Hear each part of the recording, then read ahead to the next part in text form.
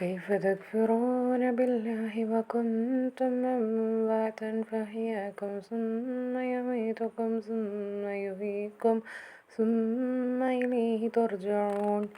നിങ്ങൾക്കെങ്ങനെയാണ് അല്ലാഹുവിനെ നിഷേധിക്കാൻ കഴിയുക? നിങ്ങൾ നിർജീവ വസ്തുക്കളായിരുന്നു. അവസ്ഥയ്ക്ക് ശേഷം അവൻ നിങ്ങൾക്ക് ജീവൻ നൽകി. പിന്നെ അവൻ നിങ്ങളെ മരിപ്പിക്കുകയും വീണ്ടും ജീവിപ്പിക്കുകയും ചെയ്യുന്നു.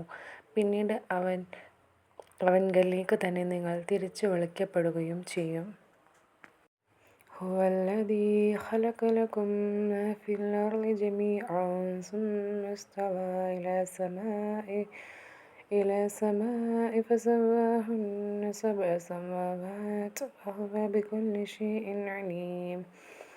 അവനാണ് നിങ്ങൾക്ക് വേണ്ടി ഭൂമിയിലുള്ളതെല്ലാം സൃഷ്ടിച്ചു തന്നത്. പുറമെ 7 ആകാശങ്ങളായി ക്രമീകരിച്ചുകൊണ്ട് ഉപരിലോകത്തെ സംവിധാനിച്ചവനും അവൻ തന്നെയാണ്. അവൻ എല്ലാ കാര്യത്തെപ്പറ്റിയും അറിവുള്ളവനാകുന്നു.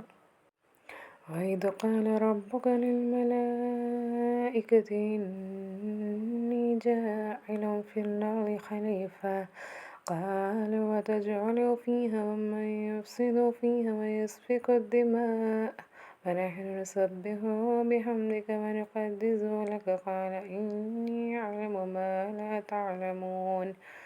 ഞാനിതാ ഭൂമിയിൽ ഒരു ഖലീഫയായി നിയോഗിക്കാൻ പോകുകയാണെന്ന് നിന്റെ നാഥൻ മലക്കുകളോട് പറഞ്ഞ സന്ദർഭം അവർ പറഞ്ഞു, അവരെ കുഴപ്പമുണ്ടാക്കുകയും രക്തം ചിന്തുകയും ചെയ്യുന്നവരെയാണോ നീ നിയോഗിക്കുന്നത്?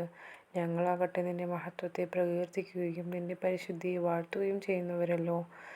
അവൻ പറഞ്ഞു, നിങ്ങൾക്കറിഞ്ഞു കൂടാത്തത് എനിക്കറിയാം. وعلم آدم الأسماء كلها ثم عرضهم على الملائكة فقال أنبئوني بأسماء هؤلاء إن كنتم صادقين. അവൻ ആദമിനെ നാമങ്ങളെല്ലാം പഠിപ്പിച്ചു. പിന്നീട് ആ പേരിട്ടവയെ അവൻ മലക്കുകൾക്ക് കാണിച്ചു. എന്നിട്ട് അവൻ ആജ്ഞാപിച്ചു, നിങ്ങൾ സത്യവാന്മാരാണെങ്കിൽ ഇവയുടെ നാമങ്ങൾ എനിക്ക് പറഞ്ഞു തരൂ. قالوا سبحانك لا علم لنا إلا ما علمتنا إنك أنت العليم الحكيم. അവർ പറഞ്ഞു, നിനക്ക് സ്തോത്രം, നീ പഠിപ്പിച്ചു തന്നതല്ലാതെ യാതൊരു അറിവും ഞങ്ങൾക്കില്ല. നീ തന്നെയാണ് സർവജ്ഞനും അഗാധജ്ഞാനിയും.